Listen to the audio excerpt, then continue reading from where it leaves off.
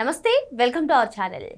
జగన్మోహన్ రెడ్డి ఆసక్తికరంగా ఒక ట్వీట్ చేశారు. ఆ ట్వీట్ని ఎలా చూడాలి తెలుసుకునే ప్రయత్నం చేద్దాం. దీన్ని విశ్లేషించడానికి మనతో పాటుగా ఉన్నారు సీనియర్ జర్నలిస్ట్ సత్యమూర్తి గారు. నమస్తే సార్. నమస్కారం అండి. సార్, జగన్మోహన్ రెడ్డి ఈరోజు ఒక ఆసక్తికర ట్వీట్ చేశారు సార్. ఆ ట్వీట్లో కొన్ని ముఖ్య అంశాలు చెప్తాను సార్. వాటిని ఎలా అర్థం చేసుకోవాలో కొంచెం వివరించండి సార్. తిరుమల తిరుపతి దేవస్థానం గురించి ఆయన చెప్తూ, ఆలయాల నిర్వహణ, పరిపాలన అత్యంత పవిత్రమైన బాధ్యత, అత్యంత నిష్ఠతో చేయాల్సినటువంటి బాధ్యత.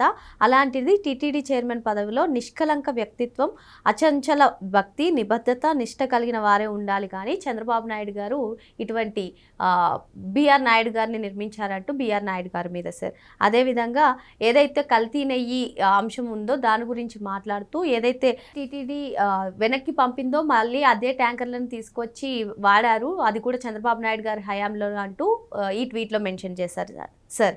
ఇంకో పాయింట్ ఏంటంటే, నెయ్యి విషయంలో తప్పుడు ఆరోపణలు చేస్తూ దానిపై రాజకీయ దుమారం రేపుతూ తన హెరిటేజ్కి చెందిన మ్యానుఫ్యాక్చరింగ్ కంపెనీ ఇందాపూర్ డైరీకి కిలో 658 రూపాయలకు నెయ్యి 2025లో అమ్ముకునేందుకు కట్టబెట్టి లాభాలు ఆర్జిస్తూ స్కామ్లు చేస్తూ టీటీడీకి నెయ్యి సరఫరాను తన సొంత ఆదాయ మార్గంగా మార్చుకున్నారంటూ చంద్రబాబు నాయుడు గారిని ఉద్దేశిస్తూ ఈ కామెంట్స్ చేయడాన్ని ఎలా చూడాలంటారు?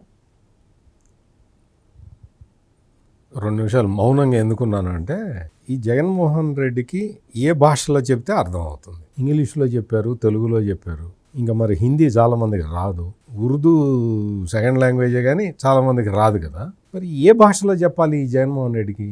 ఇంత జరిగిన తర్వాత కూడా నీకు ఈ హెరిటేజ్కి సంబంధించిన విషయాల మీద అసత్యాలు ప్రచారం చేసినందుకు సాక్షి మీద 100 కోట్ల రూపాయలకి నష్టపరిహారం దావా వేసిన తర్వాత కూడా, అంటే పరువుకి భంగం కలిగించారని చెప్పి ఒక డిఫమేషన్ కేసు వేసిన తర్వాత కూడా ఇతను ఇట్లాగే మాట్లాడుతున్నాడంటే ఇతనికి ఏ భాషలో చెప్పాలి?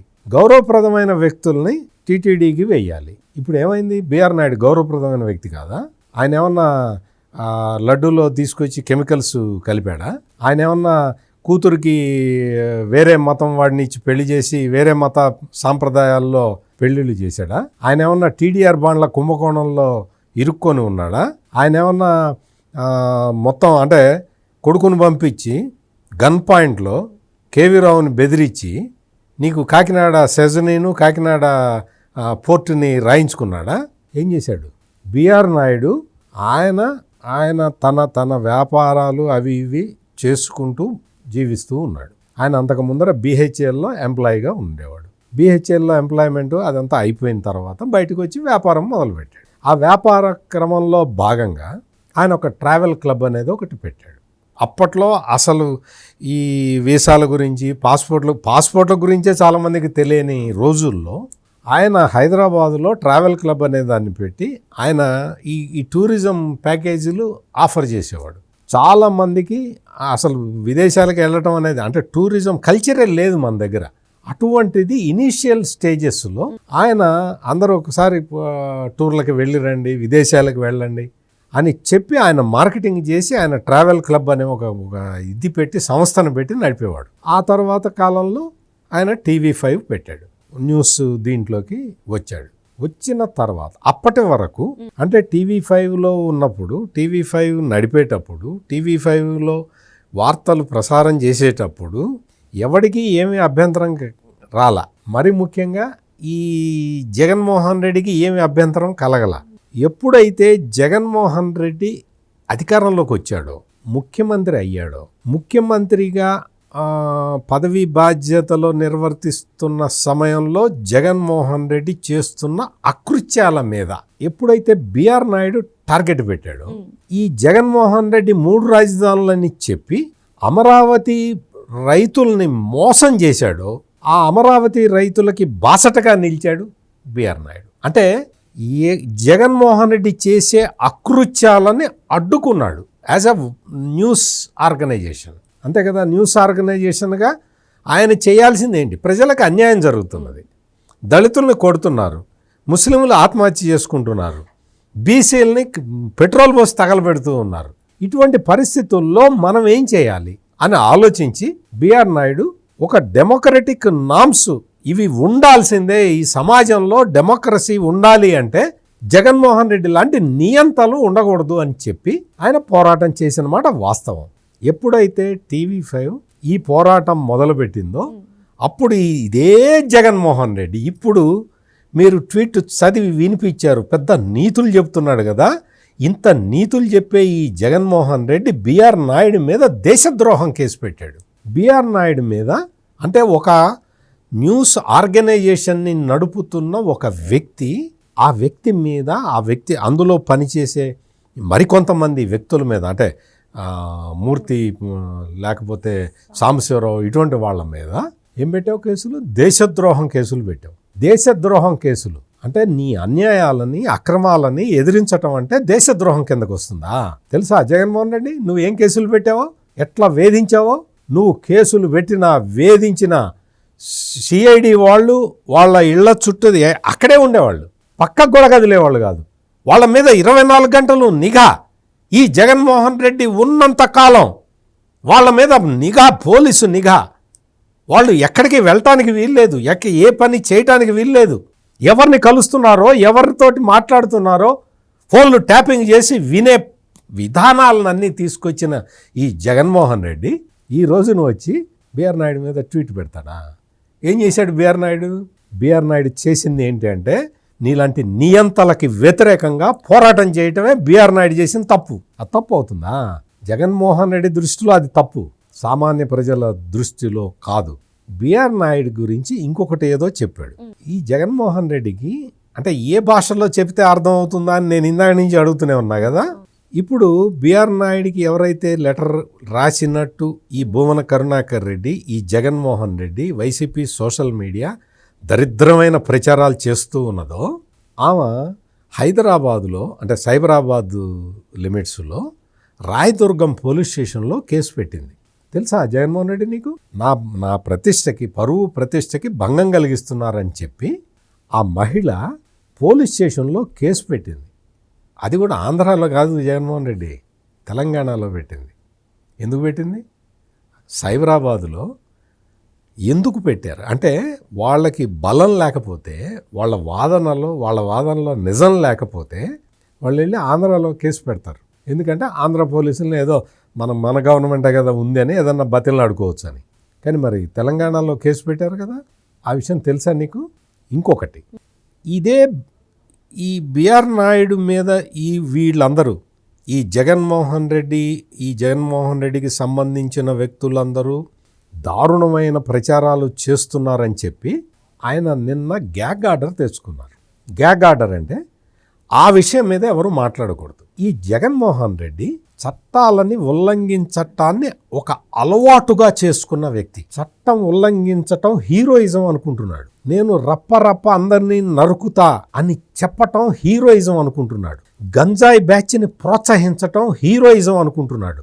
కోర్టు ఆయన ముఖ్యమంత్రిగా ఉన్న సమయంలో న్యాయమూర్తుల మీద వ్యతిరేకంగా క్యాంపెయిన్ నడిపిన వ్యక్తి ఈ జగన్మోహన్ రెడ్డి. అంటే అతనికి అధికారంలో ఉన్నప్పుడు కానీ, అధికారం కోల్పోయిన తర్వాత కానీ, న్యాయమూర్తుల మీద కానీ, న్యాయస్థానాల మీద కానీ ఎటువంటి ఆయనకి అసలు గౌరవమే లేదు అనటానికి ఇది ప్రత్యక్ష ఉదాహరణ, తాజా ఉదాహరణ, లేటెస్ట్ ఎగ్జాంపుల్. గ్యాగ్ ఆర్డర్ ఇస్తే నువ్వు ఎట్లా మాట్లాడతావు జగన్మోహన్ రెడ్డి? ఆ విషయం మీద మాట్లాడకూడదు అని గ్యాగ్ ఆర్డర్ ఇచ్చింది కదా కోర్టు, నీ మీదే కదా ఇచ్చింది, నీ పార్టీ మీదే కదా. నువ్వు ఎట్లా మాట్లాడతావు? అంటే నువ్వు వాంటెడ్గా కోర్టుల్ని ధిక్కరిస్తున్నావు. ఏం చేస్తాయి ఈ కోర్టులు అని చెప్పి కోర్టుల్ని ప్రశ్నిస్తున్నావు జగన్మోహన్ రెడ్డి. ఇది మంచిది కాదు. డెమోక్రటిక్ వ్యవస్థలు నీలాంటి ఆటోక్రాట్ని భరించలేవు. అందుకనే పర్యవసానం చూసావు కదా. పర్యవసానాలు చూసిన తర్వాత కూడా నీ ప్రవర్తనలో మార్పు రావట్లేదు. సార్, హెరిటేజ్ గురించి కూడా అసలు ఢిల్లీ హైకోర్టు ఆదేశాలు ఇచ్చింది కదా సార్, ఎటువంటి పోస్టులు పెట్టకూడదు, దానికి వ్యతిరేకంగా రాయకూడదు, కథనాలు కూడా ప్రచురించకూడదని. అయినా జగన్మోహన్ రెడ్డి అటు హెరిటేజ్ పైన, ఇటు బిఆర్ నాయుడు గారి పైన ఇటువంటి కామెంట్స్ చేయడం చేస్తాడు. అతనికి న్యాయ వ్యవస్థని ధిక్కరించటం అనేది ఒక ఫ్యాషన్ అయిపోయింది. ఇప్పుడు మళ్ళీ మీరు చదివిన ట్వీట్లో మళ్ళీ ఇవాళ ఏమంటున్నాడు? హిందాపూర్ డైరీ ద్వారా హెరిటేజ్ నెయ్యి సప్లై చేస్తున్నది అంటున్నాడు. అసలు నీకు ఏ లాంగ్వేజ్లో చెప్పాలని మళ్ళీ అడుగుతూనే ఉన్నాను నేను. హిందాపూర్ డైరీ నెట్ వర్త్ 10,000 కోట్ల రూపాయల నెట్ వర్త్ ఉన్న కంపెనీ అది. రోజుకి 4 లక్షల లీటర్ల పాలను సేకరించే కెపాసిటీ ఉంది, చేస్తూ ఉన్నది. పూణే జిల్లాలోకి వెళ్ళి నువ్వు అదొక ఇందాపూర్ అనేది అదొక ఊరు పేరు అది. ఆ ఇందాపూర్లో ఈ కంపెనీ పేరు సొనాయ్. ఈ బ్రాండ్ నేమ్ సొనాయ్. వాళ్ళు తయారు చేసే నెయ్యి కానీ వెన్న కానీ ఇవన్నీ కూడా, ఈ ప్రోడక్ట్లన్నీ కూడా సొనాయ్ బ్రాండ్ తోటి వస్తాయి. ఇందాపూర్ అనేది విలేజ్ పేరు అది. ఇండాపూర్ డైరీ అందరూ అంటుంటారు అక్కడ. వాళ్ళు ఇండాపూర్ డైరీకి పాలు పోయకుండా పూణే జిల్లాలో అసలు ఏ పాటి రైతు ఉండడు. అంత ప్రెస్టీజియస్ కంపెనీ అది. అటువంటి ఇండాపూర్ కంపెనీని తీసుకొచ్చి హెరిటేజ్కి ముడి పెడతాడేంటి? ఏం మనిషి అసలు? ఇతనికి కూడా చాలా వ్యాపార సంస్థలు ఉన్నాయి కదా, B2B కంపెనీలు, B2C కంపెనీలు అని ఉంటాయి. తెలుసా జగన్మోహన్ రెడ్డి? నువ్వు చాలా పెద్ద వ్యాపారవేత్తవి కదా, నీకు సిమెంట్ ఫ్యాక్టరీలు ఉన్నాయి, నీకు పవర్ జనరేట్ చేసే హైడల్ ఇవి ఉన్నాయి. నీకు ఇవి కాకుండా నేను మళ్ళీ అవన్నీ చెప్పలేనులే, మనీ లాండరింగ్ అవన్నీ చెప్పాలంటే మళ్ళీ ఇంకా చాలా టైం పడుతుంది. అటువంటి కంపెనీలు చాలా ఉన్నాయి కదా నీకు. B2B, B2C కంపెనీలకి తేడా తెలుసా? ఇండాపూర్ అనేది సొనాయ్ B2B company, business to business. Heritage అనేది B2C కంపెనీ, అంటే బిజినెస్ టు కస్టమర్. అంటే Indapur company other business establishments కూడా సేవలు అందిస్తుంది. అట్లా ఇండాపూర్ దగ్గర నుంచి బ్రిటానియా వాళ్ళు సేవలు తీసుకుంటారు, పతంజలి తీసుకుంటుంది, టాటా తీసుకుంటుంది. మదర్ డైరీ అనేది అతిపెద్ద కంపెనీ ఇండియాలో, భారతదేశంలో. అటువంటి మదర్ డైరీ తీసుకుంటుంది. ఇన్ని కంపెనీలు తీసుకుంటూ ఉన్నాయి. ఇంకోటి ఏంటో తెలుసా? ఈ జగన్మోహన్ రెడ్డికి అప్పట్లో బాగా ఇది చేశాడు, అమూల్ని తీసుకొద్దామని చెప్పి. ఆ అమూల్కి కూడా కో మ్యానుఫ్యాక్చరర్ ఇదే, ఇండాపూరే. ఈ జగన్మోహన్ రెడ్డి ఎట్లా చెప్పాలి? ఇప్పుడు నేను చెప్పింది మీకు అర్థమైందా? నేను ఇందాక నుంచి బిఆర్ నాయుడు గురించి చెప్పాను, మీకు అర్థమైంది కదా. ఇప్పుడు ఇండాపూర్ గురించి చెప్పా, మీకు అర్థమైంది కదా. కోర్టు ఆర్డర్ల గురించి చెప్పా, మీకు అర్థమైంది కదా. బిఆర్ నాయుడు విషయంలో కోర్టు ఆర్డర్ చెప్పాను, మీరు హెరిటేజ్ గురించి అడిగారు, మీరు దానికి చెప్పాను నేను, మీకు అర్థమైంది కదా. మరి జగన్మోహన్ రెడ్డి ఎందుకు అర్థం కావట్లేదు అంటే నేను చెప్పే మాటల్ని వింటున్నారు కాబట్టి మీకు అర్థమవుతున్నది. నేను చెప్పే మాటలు కానీ, లేదు నాలాంటి వాళ్ళు చెప్తున్న విషయాలు కానీ, గవర్నమెంట్ ఇస్తున్న క్లారిఫికేషన్లు కానీ, హెరిటేజ్ వేస్తున్న డెఫమేషన్ కేసులు కానీ, బిఆర్ నాయుడు తెచ్చుకున్న గ్యాగ్ ఆర్డర్లు కానీ, ఇవి ఏవి నేను అర్థం చేసుకోను. నేను ఎట్లా చెప్పాలో అటకే చెప్తా అనే వాళ్ళకి ఏం చెప్పాలి, ఎట్లా చెప్పాలి? ఇక్కడ బిఆర్ నాయుడు ఆయన తిరుమల తిరుపతి దేవస్థానాల ప్రతిష్టని పెంచాడు. నెయ్యి సప్లై కాంట్రాక్ట్లో ISO స్టాండర్డ్స్ ఉండాలి అని రూల్ పెట్టాడు. జగన్మోహన్ రెడ్డి నువ్వు పెట్టించావా? నీ బొమ్మన కరుణాకర్ రెడ్డి పెట్టాడా? ISO సర్టిఫికేషన్ ఉన్న కంపెనీలు మాత్రమే పార్టిసిపేట్ చేయాలి అని నీ వైవి సుబ్బారెడ్డి పెట్టాడా? ఎందుకు పెట్టలేదు? ISO సర్టిఫైడ్ కంపెనీ మాత్రమే ఈ టెండర్లలో పార్టిసిపేట్ చేయాలి అని పెట్టాడు. జియో లాకింగ్ సిస్టమ్ పెట్టాడు. నువ్వు ఎందుకు పెట్టలా? నీకు బోలేబాబా డైరీ నుంచి నీకు ఆర్గానిక్స్, దాని పేరేంటి, సుగంధ కెమికల్స్ వాడు కెమికల్స్ కొని వీడికి పంపిస్తే వీడు నెయ్యి తీసుకొచ్చి వెంకటేశ్వర స్వామి దగ్గర పెట్టాడు. నువ్వు దాన్ని ఏం చేసావు? లడ్డూల్లో వాడావు.